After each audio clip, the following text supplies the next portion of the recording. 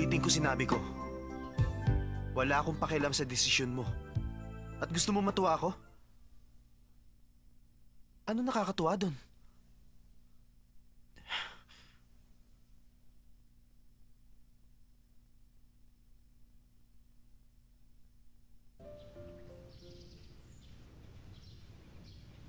Ang tagal mong nawala, kaya hindi mo alam ang mga lessons natin. Oo nga. Ang baba nga ng mga grades ko. Ang dami ko na-miss na lessons, lalo ako nahihirapan. Gusto mo ikuha na lang kita ng tutor? Ng tutor? Yung tulad kong mahirap na nagtatrabaho, tapos ako magpapa-tutor? Ay, oo nga. Sanchay, tayo na. Ihahatid na kita. Ha? Huwag mo na siyang ihatid. Ako na mag-ahatid sa kanya.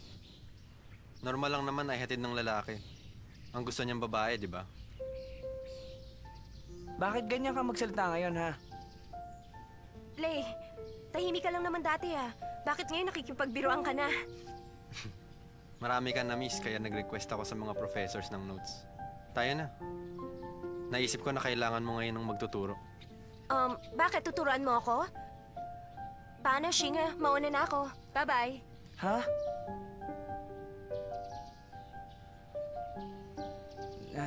Nakakainis naman si Watsilay. Tuwing tutulong ako sa Sanchay, lagi siyang nakikialam. Bakit ganun? Nawala na nga si Daming Sis, siya naman ang pumalit.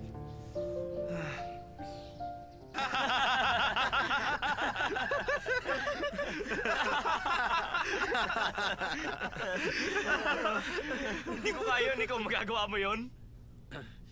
Kaya niya yun. Bigsuko pa. Sige na. Sige na, tawagan mo na sila eh.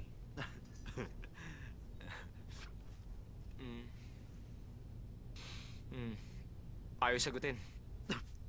I-text mo na lang. Huwag mo na i-text. Siguradong busy yun. Dahil magkasama sila ngayon ni Sanchay. Ha?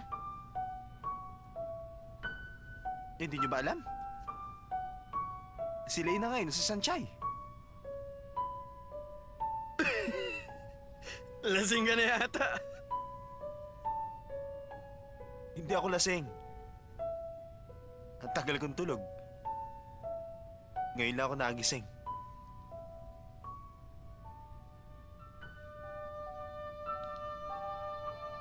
Ano ba to? Ganun talaga. Ano sabi sa'yo ni Lay? Sabi ni Lay, kung talagang ayaw ko na raw kay Sanchay, pabayaan ko na lang sila. Total, nagpaubaya din naman daw siya noon.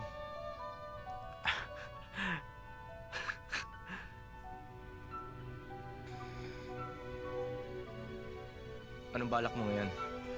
Wala akong balak. Wala na akong pakialam kay Sanchay. Talaga?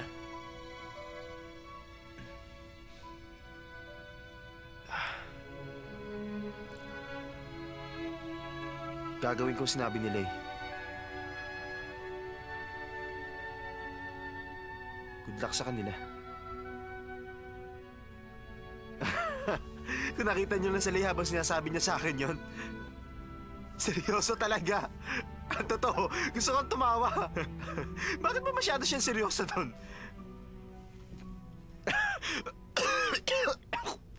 Ay, isa pa. Sandali. Inuubo lang ako.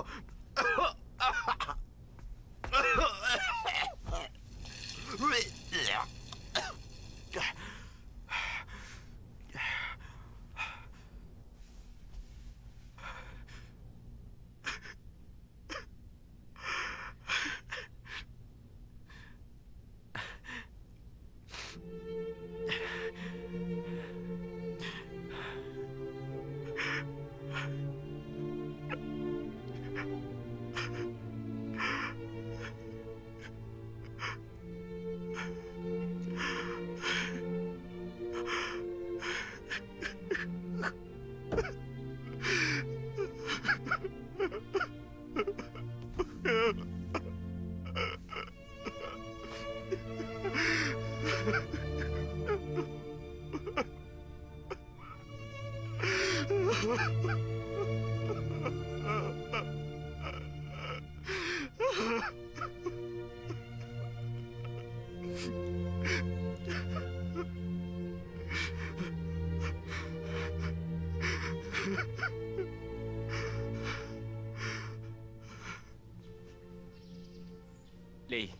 hindi mo naman ugali ang makialam, hindi ba? Bakit ngayon nagkakaganyan ka? Hindi na kita maintindihan. Hindi ko naisip na magagawa mo yan. Hindi ko sinasabing nagbago na ako. Pero iba na ngayon ang sitwasyon. Palagay niyo ba, may pag-asa pang magkabalikan sina Asa at Sanchay? Pwede silang magkabalikan. Kaya lang lagi ka nakikialam. Gusto mo ba mag-away na naman kayo ni Aso, kagaya ng nangyari noon? Wala akong magagawa. Anong sabi ni Asa? Tumawa lang siya ng tumawa kagabi. Lasing na lasing siya. Good luck daw sa inyo. Ewan ko kung totoo yun. O gusto lang niyang itago ang sakit na nadarama niya. Hindi sa kinakampihan ko siya. Pero bakit si Sanchay ay papalit mo kay Chin? Huwag niyong isipin na ako ang masama dito.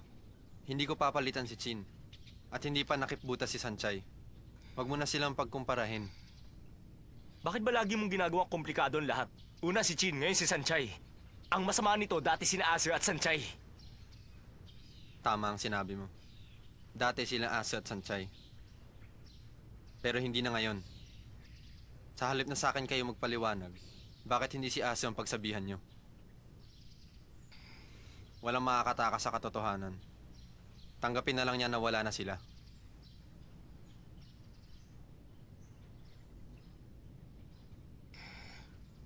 Huwag mong sabihin kagabi lang niya nalaman na mahal niya si Sanchay. Baka naman hindi lang kagabi. Baka matagal na niyang pinipigil yun. Ex-fiancé ni Dao Mingse, huwag mo akong kulitin. Sige na, sabihin mo sa akin kung nasaan si Sanchay. Hindi pa kami nagkita mula nang bumalik siya. Eh, ano bang kailangan mo? Namimiss ko na siya, gusto ko siyang makita. Shimen Metsuo. Sila ang tanungin mo. Sige, dyan ka na. Alam niyo ba kung nasaan si Sanchay? Tinatanong ko siya, ayaw naman sabihin. Si Sanchay? Hindi ko alam. 2 araw na siyang kasama ni Lay. Nagre-review yata. Sila na ba uli ni Damingse? Paano naman mangyayari yon? Ayaw na nila sa isa't isa. Kung hindi lang kaibigan ni Sanchay si Lay, hindi na yung lalapit sa F4. Hindi ko yata maintindihan. Nandito na si Sanchay pero si Lei ang lagi niyang kasama?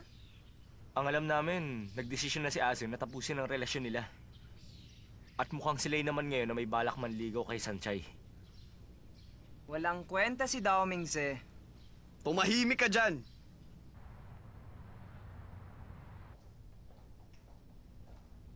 Asa makinig ka sa akin. Baka nakipag-iwalay siya dahil meron siyang problema. Problema? Sawang-sawa na ako sa usapang ito. Mapapatawad mo bang isang nagkamali dahil sa may problema siya? Hindi ko matatanggap yun.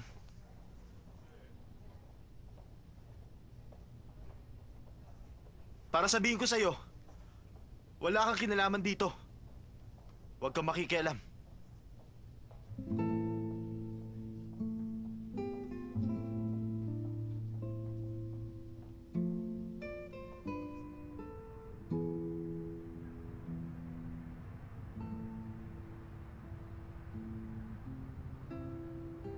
Oy bata, baka gusto mo ng kape. Masarap magkape habang nakatambay. Sige na. Ayoko niyan. Ano bang klaseng sagot yan? Konti na lang ang babaeng katulad ko na nanlilibre ng kape. Ayoko insultuhin ka, pero ang Akin na nga suplado yan, mo... tumahimik ka na dyan.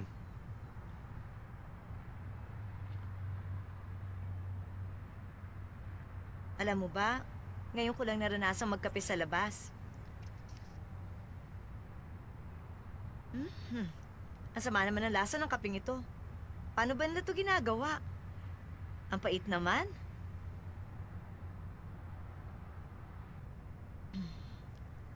Asa, ang hirap mo pa rin pakisamahan, napakasuplado mo pa rin.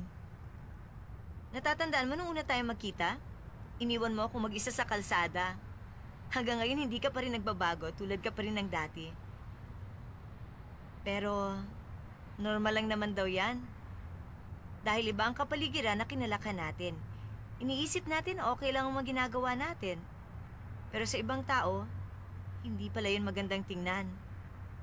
Kaya ngayon, tayo tuloy ang nasasaktan. Huwag mong sisihin ang sarili mo. May mga bagay na hindi natin mababago. Bakit kayo mga babae lagi maraming dahilan? Para lang nakatakas sa isang relasyon? Hindi ba pwedeng simple na lang?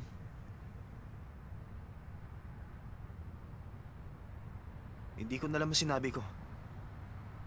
Ayoko na magsalita. Pakiramdam ko sasabog ang dibdib ko. Umuwi ka na nga. Sir, huwag ka naman ganyan. Nandito naman ako.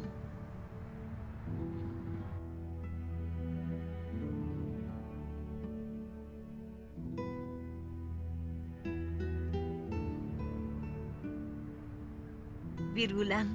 Gusto lang naman kitang pasayahin. Pag uwi ko, umuwi ka na rin kaagad. At pwede ba huwag kang sumimangot? Madali kang tatanda. Masisira ang kagwapuhan mo. Alis na ako.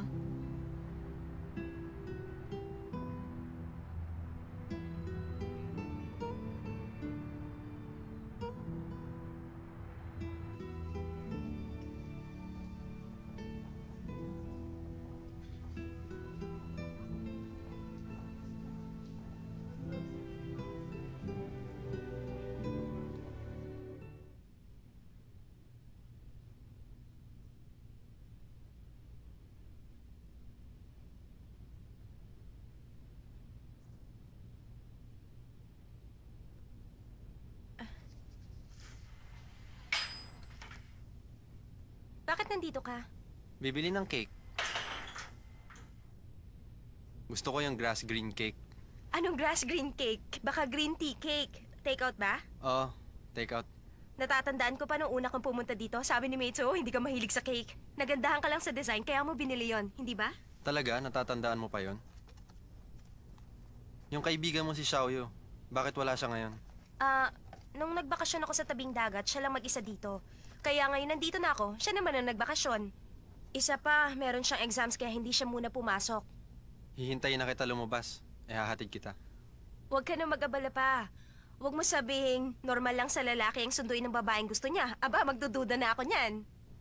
Nung sinabi mo yan, naisip ko, lagi na pala kitang sinusundo. Sinundo kita sa probinsya, sa school, at dito. Masyado mo na ako ni-spoil. Baka hindi magtagal itong ginagawa ko. Siguro ang mga sandaling ito ay magiging magandang alaala. Ito ang mga sandaling hindi ko iniisip si Ase. Kaya ko nang ipakita sa'yo kung gaano kita gustong alagaan. Lay, Ang cake ko, Yun nangyari kay Xinghe at Xiaoyu ang magandang halimbawa. Pati sila nadamay. Nahihirapan si Sanchay dahil sa relasyon nyo. Yun ba ang gusto mong mangyari? Si Men, hindi naman makatarungan yun. Kung sila yung magiging boyfriend niya, pareho lang ang magiging problema. Hindi matatanggap ng mga magulang ni Lei si Sanchay. Wala rin pinag-iba. Huwag mo nang palalain pa ang sitwasyon. Gusto mong mag-away na naman sina Lei at Ase? Hindi ko gustong mag-away sila. Sinabi ko lang ang totoo. Kahit sinong samahan ni Sanchay, magkakaproblema pa rin. Kung gano'n ang mangyayari, bakit hindi na lang nila ituloy ang relasyon nila ni Aze? Ayoko masira na naman ng F4. Nalimutan mo na ba nangyari noon? Ase, tanggapin mo na wala na kayong dalawa ni Sanchay. Yun ang totoo. Huwag mong pahirapan ang sarili mo. Tama na! Tumahimik na kayo! Ayoko na makinig! Aze,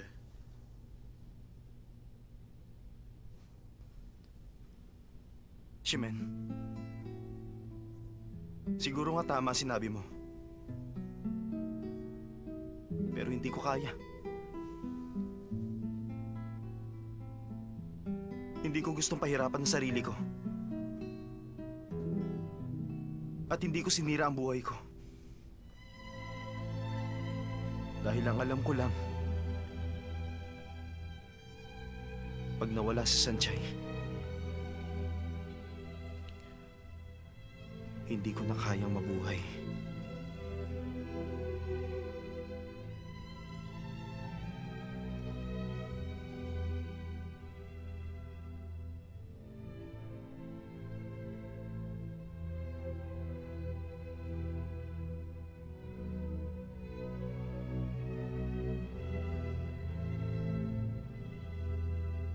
Kaya mo na bang mag-isa? Oo naman. Nagtatrabaho na lang ako para hindi ako malungkot. Kung magsalita ka, para kang si Chin. Si Chin? Nung umuwi ako galing France, naiwan siyang mag-isa doon. Pero yun naman ang gusto niya. Kaya umalis ako at iniwan siya. Para kay Chin, mas magiging mahirap kung magkasama kaming dalawa doon. Pero hindi niya naman ako sinisisi. Ikaw nagsisisi ka ba? Nagsisisi ako. Nung nanliligaw ako sa kanya, sumuko ako kaagad. Nagsisisi ako na hindi ako nagtiyaga. Sanchay, alam mo ba, kapag sumuko ka kaagad at pinalipas mo ang panahon, baka pagsisihan mo ang lahat.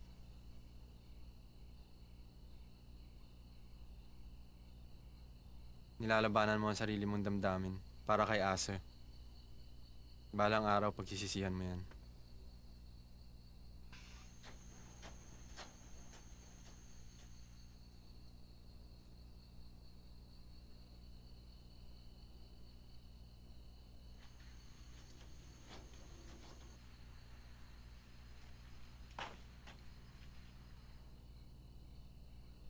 Bukas ang ilaw? Bakit kaya? Pinatay ko naman yan kanina.